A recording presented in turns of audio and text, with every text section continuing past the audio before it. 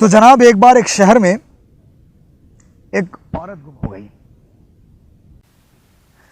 आदमी को पता चलने के बाद जब वो पुलिस के पास गया तो पुलिस बोली कि अभी तक कोई सिरकटी लाश उन्हें मिला नहीं है। जैसे कोई सिरकटी लाश मिलेगी वे उन्हें बता देंगे। आदमी डर गया। पुलिस ने कहा, इस देश में मौत से डरोगे तो रह नहीं सकते। हम लोग मौत से नहीं डरते, आत्मा पर हमारा विश्वास है। मौतें तो इस देश में ऐसे आती है जैसे दूसरे देशों में बाहर आती है। देखो, 10-5 हजार औरतें तो जला दी जाती है, 10-20 हजार सड़कों पर कुचलकर मर जाते हैं, पता नहीं कितने दंगों में मार दिए जाते हैं। अकाल और बाढ़ के तो पूछो ही मत। नौकरी पाने के इच्छुक गोली खाकर मर जाते हैं, आतंकवादी हजारों को मार डालते हैं। तो देश क्या है? बूचड़ खाना है। अब काजल की कोठरी में रहकर काला होने से क्या डरना? शुक्र कर तेरी पत्नी की अभी लाश नहीं मिली है। हो सकता है अपहरण हो गया हो, फिरौती के लिए चिट्ठी या फोन आए। आदमी बोला, दरोगा जी, हमारे पास क्या है जो कोई फिरौती के लिए अगवा करेगा? 2 टाइम खाने को नहीं जुटता। तब तो अपहरण की ट्रेनिंग लेने वालों ने अभ्यास के तौर पर तेरे पति का अपहरण कर लिया होगा। ये क्या होता है दरोगा जी?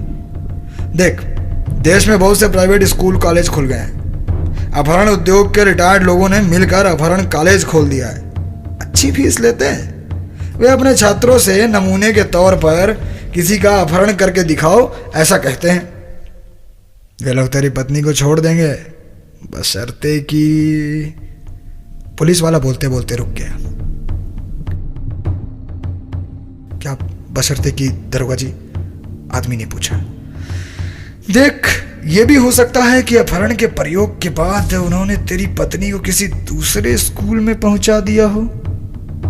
क्या मतलब दरोगा जी? देख, हत्या करना, गोली मारना, गला काटना आदि आदि सिखाने के भी तो स्कूल खुले हैं ना।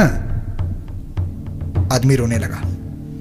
पुलिस बोली, अरे रो मत, हो सकता है मानव अंगों की तस्करी करने वाले किसी गिरोह ने पकड़ लिया हो। तेरी पत्नी याद हो जाएगी, पर यह समझ ले कि एक गुर्दा ना होगा या एक आंख ना होगी, या मान ले। आदमी रोने लगा। पुलिस ने कहा, अब यहां थाने में ना रो। यहां आदमी रोते हैं तो लोग जाने क्या क्या समझते हैं। यहां से तो तुझे हंसते हुए जाना चाहिए।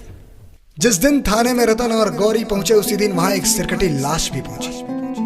रतन और गौरी के मिल जाने की वजह से थाने के चारों तरफ दफा 104 लगा दिया गया था, क्योंकि ओवी वैनों से रास्ता बंद हो गया था और दर्शकों का सैलाब था जो अमेरिकी सैनिकों और रतन गौरी को देखने के लिए उमड़ पड़ा था। कई बार लाठीचार्ज हो चुका था, पर दर्शक काबू में नहीं आ रहे थे। वे जय जयकार कर रहे थे, खुशी के मारे आपे से बाहर हुए जा रहे थे। इसी बीच मैली कुचैली गमछी बांधे 2 बच्चों को संभाले किसी तरह गिरता पड़ता एक आदमी थाने पहुंचा।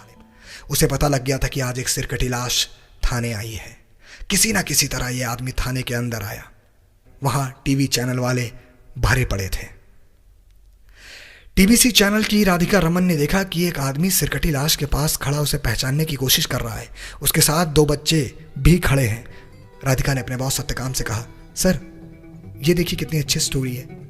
सिरकटी लाश को ये आदमी पहचानने की कोशिश कर रहा है, 2 बच्चे पास खड़े, इसे शूट करे सर। सत्यकांत बिगड़ कर बोला, क्या चाहती हो चैनल बंद हो जाए? नहीं सर, लेकिन क्यों? सत्यकांत बोले, इस आदमी, बच्चे और लाश का विजुअल देखकर CEO मिस्टर मेहरा मेरी तो छुट्टी कर देंगे।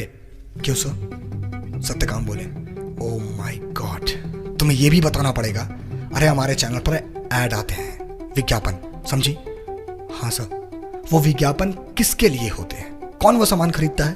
वो क्या देखना है? चलो चलो कैमरा लगाओ, रिफ्लेक्टर, साउंड। चैनल का संवाददाता चिल्लाने लगा, क्योंकि थाने के अंदर बड़े खूबसूरत मंच पर रतन और गौरी को लाया जा रहा था। उनके पीछे पीछे मंत्रीपुत्र कमल का फूल बना आ रहा था। पीछे अधिकारी, सेना के पदाधिकारी आदि थे। संगीत बज रहा था, कबूतर और गुब्बारे हवा में छोड़े जा रहे थे। आतिशबाजी आसमान पर रंग बिरंगे करिश्मे दिखा रही थी। पूरी इमारत जगमगा रही थी। लगता था 26 जनवरी या 15 अगस्त है। चारों तरफ उल्लास, मस्ती, विजय का भव्य प्रदर्शन व्याप्त था।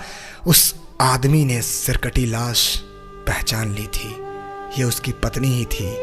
आदमी रो रहा था। पर मौज मस्ती आनंद उल्लास जश्न गीत संगीत के माहौल में उसकी आवाज कोई नहीं सुन रहा था। उसके बच्चे अपने फटे पुराने कपड़ों में सहमे सिकुड़े मुंह खोले मंच पर होने वाले तमाशे में डूबे हुए थे, बिना अपने बाप को देख रहे थे न मां की सिरकटी लाश को। आप सभी को आलोक राज की ओर से झारखंडी जोहार है, नमस्कार है।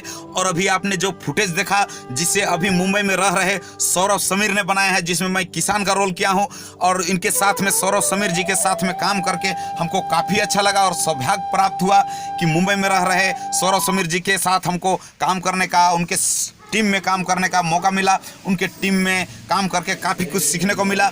और दोस्तों, हम आगे दिखाते हैं कि किस तरह से हम लोग थाना का सेटअप बनाए थे और किस तरह से थाना का जो सीन था वो किया गया। और इसमें रिपुसुदन साहू जी बहुत ही बेखूबी से दरोगा का रोल निभाए हैं। और देखिए आप आगे कि किस तरह से थाना का सेटअप बनाया हुआ है, लॉकअप बनाया हुआ है। और इधर जो बच्चे लोग देख रहे हैं, इसमें जो लड़की दिख रही है ये मेरी बेटी की रोल की है। और फिर आगे दिखाते हैं कि किस तरह से सभी टीम यानी सौरभ समीर जी का जो टीम है वो किस तरह से यहाँ लग के और एक थाना का जो शॉट है, जो सीन है, उसको निकालने के लिए मेहनत कर रहे हैं और थाना का जो सीन है उसको बना रहे हैं। और इसमें काफ़ी लोग मेहनत कर रहे हैं और बहुत जल्द ये आप लोगों को YouTube चैनल में देखने व सुनने के लिए भी मिलेगा। आपको कुछ फुटेज भी इसका दिखाए और आप लोग से उम्मीद करते हैं कि ये फुटेज आप लोगों को अच्छा लगा होगा। और इसी तरह से बहुत ही जल्द हम लोग आप लोगों के बीच नागपुरी का भी एक डॉक्यूमेंट्री लेकर के आएंगे। और आप लोग बने रहिए और हम लोगों के टीम के साथ में, और यही कहेंगे कि हमारा जो वीडियो आ रहा है उसे देखते जाएं और आगे हम लोग इसी तरह का आप लोगों के लिए वीडियो लाने का प्रयास करेंगे। और देखिए किस तरह से सारा सेटअप तैयार है। यहाँ प्रेस रिपोर्टर का जो रोल करने के लिए आए हुए हैं वे लोग हैं, जो बड़ा बाबू का रोल कर रहे हैं वो हैं, और जो नेता पुत्र का रोल निभा रहे हैं वो हैं। सारा टीम है, जितना प्रेस रिपोर्टर लोग हैं सारे लोग आए हुए हैं। यहाँ थाना का जो सीन है उसको किया जा रहा है और काफ़ी सुंदर सीन है। और इस तरह का सीन करके हमको भी काफ़ी मज़ा आया। और विशेष करके सौरभ समीर जी के साथ, जिनको मुंबई में रहने का और मुंबई में काम करने का अनुभव प्राप्त है, और उनके टीमों में काम करने का एक अलग ही अनुभव प्राप्त हुआ हमको और सीखने को मिला। तो इस देश में ऐसे आती है जैसे दूसरे देशों में बाहर आती है। देखो 10-5 हजार औरतें तो जला दी जाती है, 10-20 हजार सड़कों पर कुचलकर मर जाते हैं, पता नहीं कितने दंगों में मार दिए जाते हैं। अकाल और बाढ़ के तो पूछो ही मत। नौकरी पाने के इच्छुक गोली खाकर मर जाते हैं। आतंकवादी हजारों को मार डालते हैं। तो देश क्या है? बूचड़ खाना है। अब काजल की कोठरी में रहकर काला होने से क्या डरना? शुक्र कर तेरी पत्नी की अभी लाश नहीं मिली है। हो सकता है अपहरण हो गया हो, फिरौती के लिए चिट्ठी या फोन आए।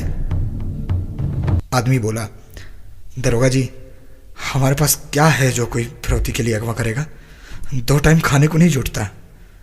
तब तो अपहरण की ट्रेनिंग लेने वालों ने अभ्यास के तौर पर तेरे पति का अपहरण कर लिया होगा। ये क्या होता है दरोगा जी? देख, देश में बहुत से प्राइवेट स्कूल कॉलेज खुल गए हैं। अपहरण उद्योग के रिटायर्ड लोगों ने मिलकर अपहरण कॉलेज खोल दिया है। अच्छी फीस लेते हैं। वे अपने छात्रों से नमूने के तौर पर किसी का अपहरण करके दिखाओ ऐसा कहते हैं। वे लोग तेरी पत्नी को छोड़ देंगे बशर्ते कि। पुलिस वाला बोलते बोलते रुक गया। क्या बशर्ते कि दरोगा जी? आदमी ने पूछा। देख, ये भी हो सकता है कि अपहरण के प्रयोग के बाद उन्होंने तेरी पत्नी को किसी दूसरे स्कूल में पहुंचा दिया हो। क्या मतलब दरोगा जी? देख, हत्या करना, गोली मारना, गला काटना आदि आदि सिखाने के भी तो स्कूल खुले हैं ना। आदमी रोने लगा। पुलिस बोली, अरे रो मत, हो सकता है मानव अंगों की तस्करी करने वाले किसी गिरोह ने पकड़ लिया हो। तेरी पत्नी आ तो जाएगी, पर यह समझ ले कि एक गुर्दा ना होगा या एक आंख ना होगी, या मान ले। आदमी रोने लगा। पुलिस ने कहा, अब यहां थाने में ना रो। यहां आदमी रोते हैं तो लोग जाने क्या क्या समझते हैं। यहां से तो तुझे हंसते हुए जाना चाहिए।